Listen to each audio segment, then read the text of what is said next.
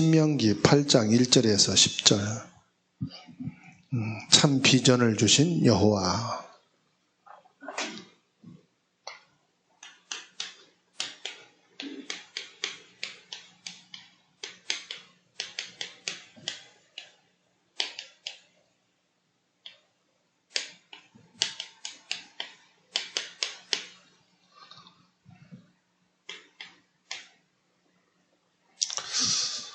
하나님께서는 오늘 이스라엘 백성들에게 아름다운 젖과 꿀이 흐르는 가나안 땅, 가나안에 들어가 중요한 말씀을 주십니다. 첫 번째는 서론에서 우리가 보여야 될 것이요, 아름다운 땅 가나안에 들어가기 전에 자세를 갖추는 것을 말씀합니다. 하나님 앞에 귀하게 쓰임 받으려면은 자세를 갖추라. 자세는 뭘까요? 그릇이지요. 어떤 준비가 됐냐에 따라서 그 사람이 중요한 응답을 받습니다. 이제 시시한 것 때문에 중요한 것을 뺏기지 말고 중요한 하나님의 언약을 잡으라, 이 말씀이죠. 문제와 사건에게 속지 말고 언약을 붙잡고 자세, 그릇이 준비되면 하나님이 응답 주실 것이다.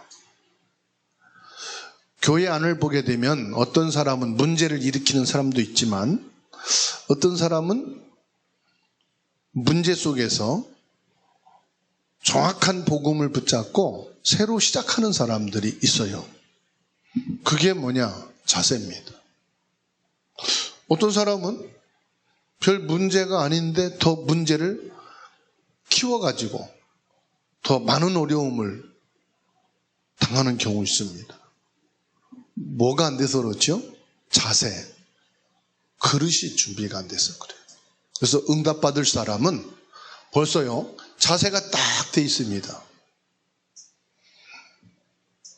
아무리 차가 흔들려도 자세를 딱 잡고 있으면은 안 넘어지죠. 길이 아무리 가파라도 자세가 딱 돼 있는 사람은 안 넘어져요. 그런데 자세가 안 된 사람은 평지에서도 넘어져요. 우리의 자세는 그릇인데 어떤 그릇이냐? 정확한 언약을 가진. 두 번째로는요, 전투인데 싸움입니다.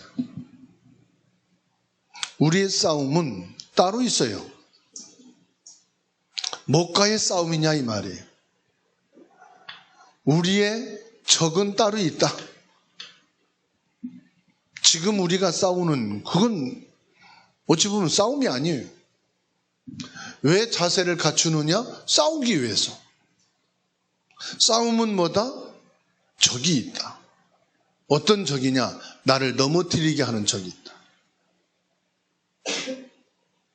포기하게 하려고 하는 적이 있다.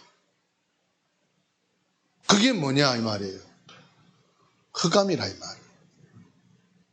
그러니까 자세가 딱 준비되어 있으면, 절대 언약으로 그릇이 딱 되어 있으면은 어떤 싸움도 이길 수가 있다. 왜 그렇죠? 우리를 공격하고 넘어지게 하는 이 흑암의 세력은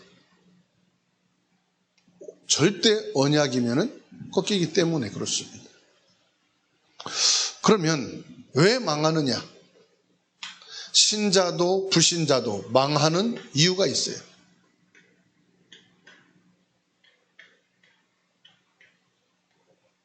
왜 망하느냐? 망하는 이유. 여러분, 하나님 자녀는 이미 축복을 받았습니다. 축복 주세요. 이미 너 받았어. 받은 축복을 확인하고 이제 누리는 것이죠. 반대로요, 불신자는 왜 망합니까? 사단의 운명에 빠져 있기 때문에 망할 수밖에 없어요. 현장에. 그래서 왜 필요합니까? 이 망하는 현장에 그리스도가 필요하다. 사람들은 물론 모릅니다. 그리스도가 필요한지, 왜 필요한지 모릅니다. 그리스도가 내 자신에게서 발견되어야 합니다. 말씀 속에서 이제 발견하지 마시고 내 속에서 발견되셔야 돼요. 내 안에 그리스도가 계신가? 나는 그리스도의 사람이 맞는가? 내 안에서 그리스도가 발견되고 그 속에서 기도가 돼야 돼요. 히브리서 11장 1절에 믿음은 바란 것들의 실상이요 보이지 않는 것들의 증거라고 말씀했습니다. 요셉과 다윗처럼 비전이 바르게 딱 돼 있으면 하나님의 응답은 오게 돼 있고, 그리스도를 오늘 말씀에서 그리스도가 안 나왔네? 오늘 설교에서 그리스도가 없네? 이제는 그 차원이 되면 안 돼요. 내 속에서 그리스도를 찾아야 돼. 내 안에 있는 그리스도. 마태복음 24장 14절. 이 천국 복음이 증거되고 난 이후에 끝이 오리라. 이 복음이 어디에 있습니까? 내 안에 있어야 돼요. 내 안에 있는 이 그리스도 복음으로 모든 민족에게 증거되어야 할 것이다. 그래서 오늘 저와 여러분들이 주 예수님께서 친히 나와 함께 계셔서 치유하시고, 나 안에 계신 그리스도가 모든 민족을 제자로 삼으시고, 내 안에 계신 그리스도께서 나를 땅끝까지 이르러 증인이 되게 하는 이 축복. 사도행전 1장 8절이 이제는 성경 구절이 아니라 내 안에 있는 것이다. 아멘. 그래서 오늘 비전을 가지고 새로 시작을 해야 된다. 왜 새로 시작해야 되느냐? 거의 육신의 비전을 가지고 있다.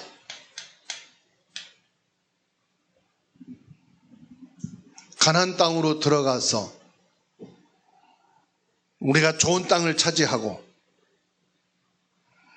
이제 이사 가서 자녀들하고 행복하게 살고, 야, 이제 거칠고 고단스러운 광야길을 이제 종지부를 찍겠구나. 그런 육신적인 비전을 아니라 이 말이에요. 거의 육신적인 비전을 갖잖아요. 다시 말하면은 기복신앙 갖고 있다 이 말이에요.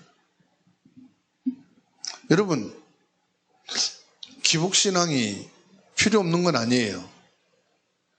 그렇지만 이거는 기초입니다.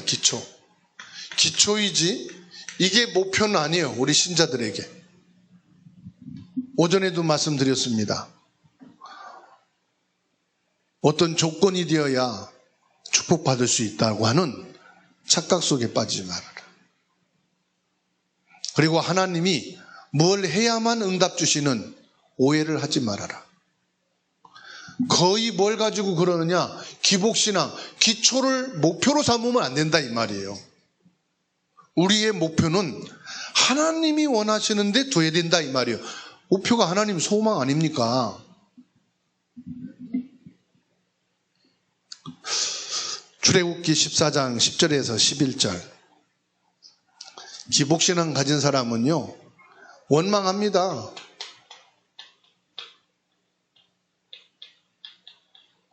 어디서 원망했어요?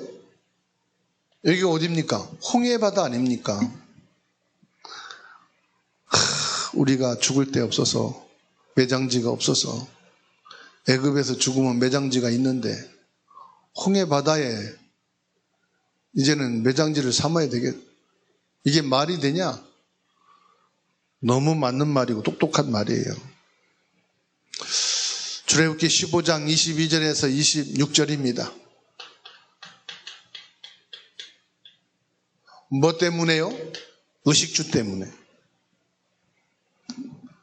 의식주가 불안하거든요. 그러니까 원망하는 거예요. 출애굽기 34장 12절 17절.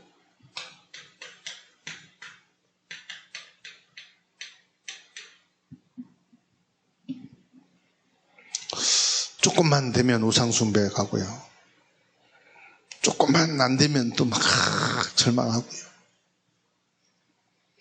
결국은요, 민수기 14장 1절에서 10절, 가데스 바네에서 12명을 뽑아서 가나안을 정탐하고 오라고 했는데 회의를 했어요. 10명은 X, 2명은 O. 회의가 이제 결정 난 겁니다. 어떻게 났죠? 가지 말자.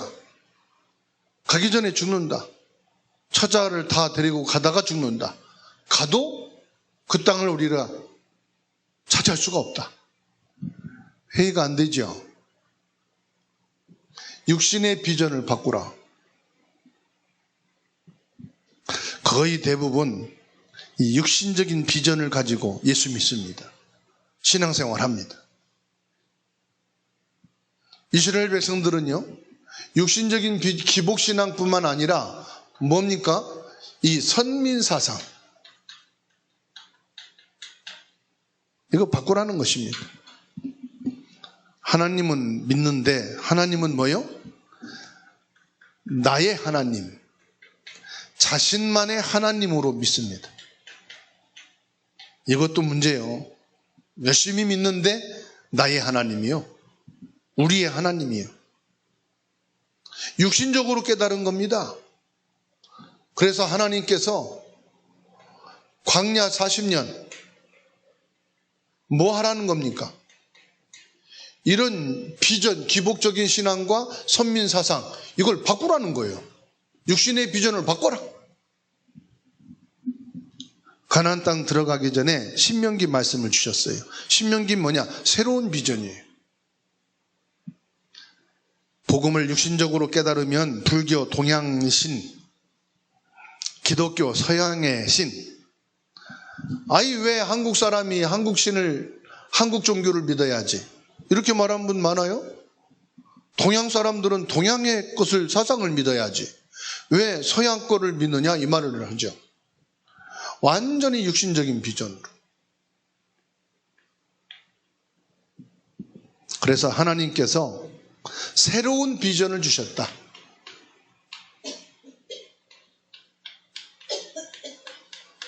새로운 비전이 뭐냐? 하나님은 반드시 말씀을 성취하신다.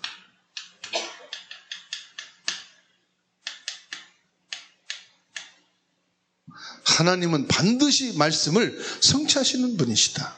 그것을 신명기 오늘 8장 1절에서 말씀하고 있어요.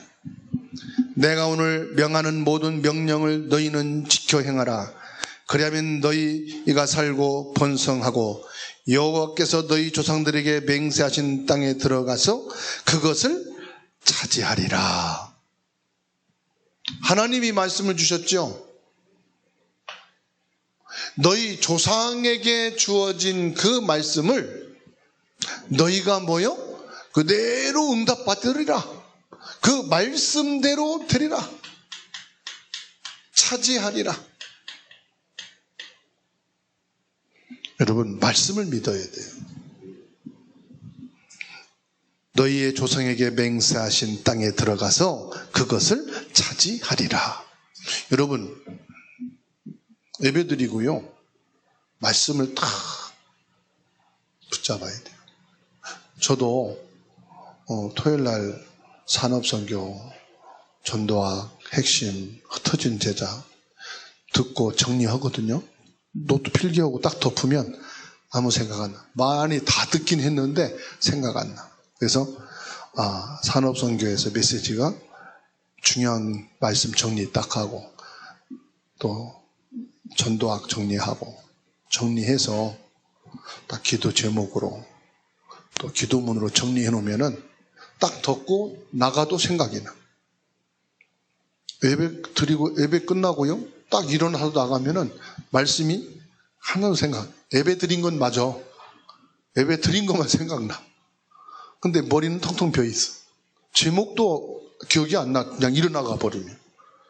그래서 예배 드리고 항상 한 5분, 10분간 말씀을 쭉 옆에 한 장에다가 정리하고 뭘 정리하느냐? 한 주간 내가 기도 제목으로 삼을 거를 말씀을 요약해서 딱 해놓으시고 그럼 그거를 핸드폰에다가 딱 써서 넣어놓으면 돼요. 그럼 말씀 듣고 그거를 딱 보면은 또 놓친 게 또 생각나. 또 확인되지 않았던 게 또 기억나. 그럼 또 적어놓고. 원래 그렇게 하는 거예요. 그게 편집이에요. 오늘 말씀했잖아요. 너희 조상에게 주신다고 말씀하신 대로 너희가 약속의 땅을 차지하리라. 그리고 너희를 시험하신 것이라 그랬어요. 하나님이 우리를 시험하신대요. 2절에 내 하나님 여호와께서 이 40년 동안 내게 광야길을 걷게 하신 것을 기억하라. 이는 너를 낮추시며 너를 시험하사 내 마음이 어떠한지 그 명령을 지키는지 아닌지 알려 하심이라. 하나님은 뭘 보신다고요? 시험하는데 다른 시험이 아닙니다. 내 마음을 확인하기를 원하신다. 어떤 걸 확인합니까? 내 마음이 선한지 착한지 그게 아니에요. 하나님의 말씀에 있는지 없는지, 내 마음이 하나님의 말씀을 담고 있는지, 내 마음에 하나님 말씀이 담겨있지 않은지 그거를 확인하신다는 거예요.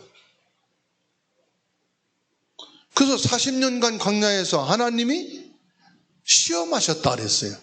너희가 과연 이 하나님의 말씀을 마음에 담고 마음속에 있는지 없는지를 시험하셨다. 그렇죠? 하나님의 시험을 그래서 테스트라고 합니다. 테스트란 말은 시도하다, 모험하다, 증명하다, 감행하다는 뜻입니다. 그런데요, 하나님만 시험하는 게 아니고 마귀 시험도 있어요.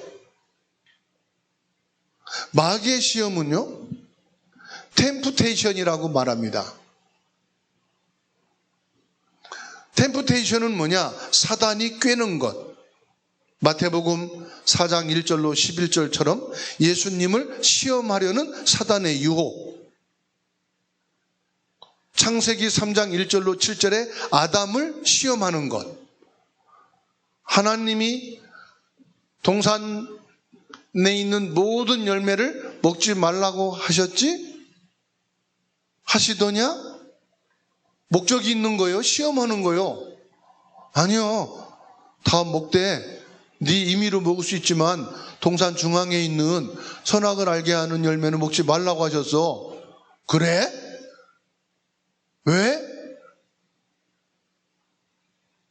아니야.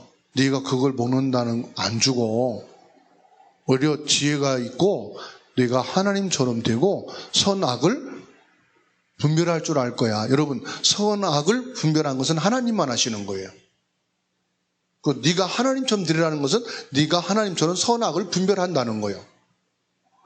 네가 악인지 석인지 우리 인간은 분별할 자격이 없어서 예수님 뭐라고 말씀했어요? 비판하지 말라, 판단하지 말라 그랬잖아요. 그 선악 분별은 우리에게 있는 게 아니야. 하나님께만 있어요. 그래서 지옥과 천국 갔다 안 갔다는 것은 하나님만 판결하는 거지 인간에게 줘진 게 아니야. 제게 그거 줘줬으면 좋겠어. 목사님한테. 성도들한테 지옥 가는 거, 천국 가는 거 판별을 하고 줬으면은 이 사단의 말대로 아마 다 목사님 말 들을걸? 근데 안 줬어. 죄송하지만. 그건 하나님께만 있어. 그 사단이요? 이렇게 거짓말을. 이게요, 사단이 템프테이션. 사단의 시험이다, 이 말이에요. 뭐예요? 사단은 시험 걸어서 우리를 넘어지고 망하게 시키려고 하는 거예요. 이게 사단의 시험이요. 멸망시키려고 하는 거. 자, 하나님께서는요, 이스라엘 백성들에게 뭘 주십니까? 만나를 주어 먹이십니다. 자, 중요한 말씀이죠. 예수님이 마태복음 4장에서 사단의 시험을 받을 때 처음으로 사단이 예수님을 뭘로 시험했죠?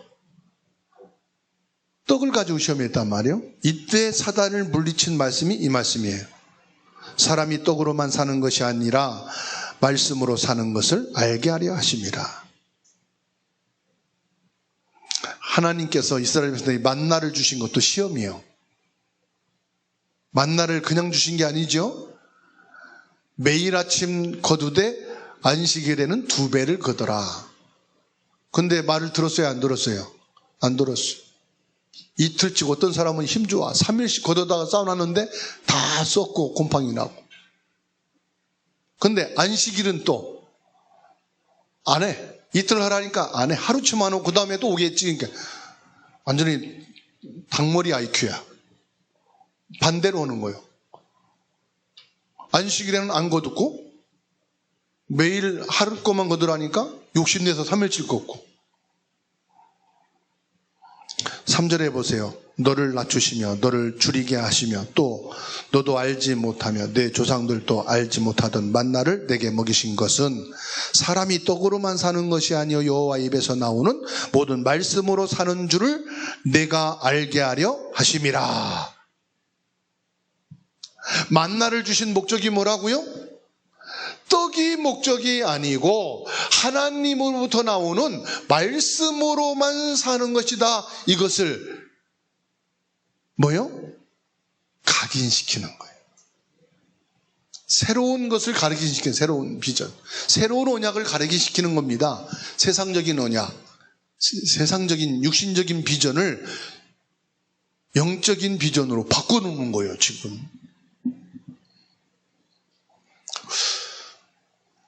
예수님께서 마귀가 시험할 때 이 말씀으로 물리쳤어요. 우리가 예수님의 말씀으로, 하나님이 주신 말씀으로 요 마귀의 시험을 꺾어버리셔야 해요. 아멘. 이스라엘의 최고 소원은 뭐요? 빵, 만나. 근데 예수님은 뭐요? 우리의 인생은 떡이 목적이 아니다. 죽으면 떡도 못 먹어. 그죠? 아프면 떡도 못 먹어. 우리가 떡을 먹고 밥을 먹으면서 뭘 생각하느냐? 그래, 내 육신은 떡과 밥을 먹어야 살듯이 내 영은 하나님의 말씀이 있어야 산다. 이 기준 내게 있어야죠. 자, 그리고 세 번째입니다. 하나님께서는 참 비전을 주십니다. 무슨 비전입니까? 이스라엘을 통해서 세계 복음화를 하시겠다 이 말이에요. 너를 통해서 세계 복음화 하시겠다. 저와 여러분을 통해서 세계 복음화 하시겠다는 겁니다. 아멘. 우리가 참 비전은 무엇이냐? 세계 복음화다. 나의 참 비전은 뭐냐? 민족 복음화다. 나의 참 비전은 뭐냐? 우리 직장과 산업 복음화다. 나의 참 비전은 뭐냐? 가문 복음화다. 나의 참 비전은 뭐냐? 오늘을 복음화시키는 거다. 참 비전을 가지셔야 돼. 육신적인 비전만 가지면은 늘 원망과 불평과 요겁니다. 이스라엘 백성들처럼 이렇게 해야 돼요. 그리고 나만의 하나님이요, 그냥. 우리의 하나님이요, 그냥. 그게 아니에요.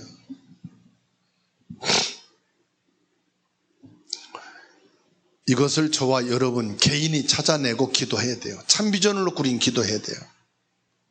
그래서 성경 구절 중요한 것 4개를 보셔야 됩니다. 뭐죠? 족장시대입니다. 창세기 3장 15절. 이 말씀을 붙잡고 족장시대 복음화 시키는 거예요. 그래서 아브람, 이삭, 야곱, 요셉. 이 족장시대 복음화는 창세기 3장 15절을 자녀들에게 각인시키고 계속 뿌리내리는 거예요. 그리고 해방시대입니다. 출애굽기 3장 18절.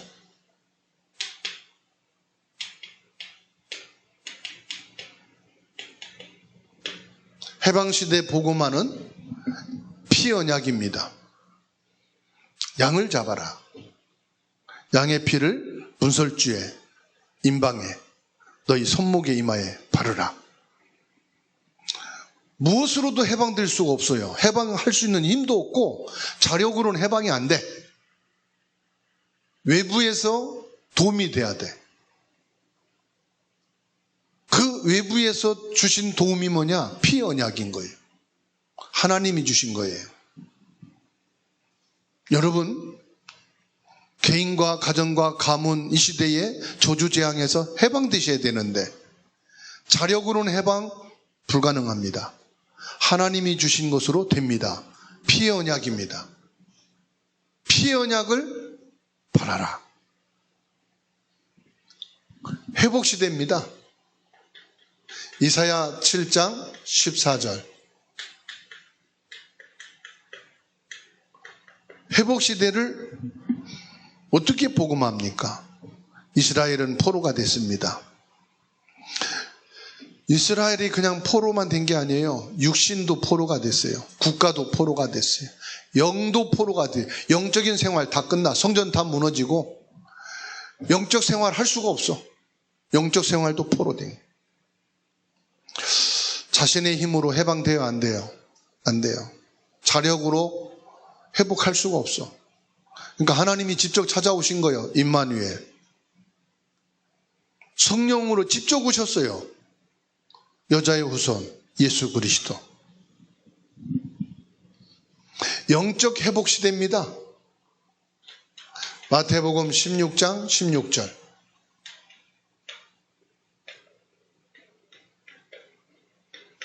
영적 회복 시대가 뭐지요? 완전히 유대 종교와 로마에 딱 잡혔어요. 사실 로마 정치보다 더 영적으로 황폐해진 것은 유대 종교입니다. 바리새인이죠. 바리새인 유대 종교는 윤리와 도덕과 율법을 강조합니다. 바른 것을 회복해라. 바른 삶을 회복해라. 바른 신앙 회복해라. 그것 가지고 다 무너졌어요. 무엇으로 해라? 그리스도 예수님으로 해라. 그 예수님이 싹 다 바꿨어요. 복의 기본도 바꾸고 신앙생활의 자세도 바꾸고 완전히 싹 다 바꿨어요. 우리의 기도와 현장과 말씀 속에서 확인이 되어집니다. 참 비전을 가져라. 세계복음화 하기 위해서는 하나님이 시대마다 참 비전을 이루는 세계복음화에 컨센트를 주셨어요. 내용을 정확하게 주셨어요. 결론입니다. 모든 민족에게 복음이 증거되고 난 이후에 끝이 오리라 말씀하셨는데 저와 여러분들이 뭐 해야 되느냐? 고린도전서 1장 18절입니다. 십자가의 도가 멸망하는 자들에게는 미련한 것이요 구원을 얻은 우리에게는 하나님의 능력이 됨이라. 참 비전을 품는 순간 하나님은 역사하신다.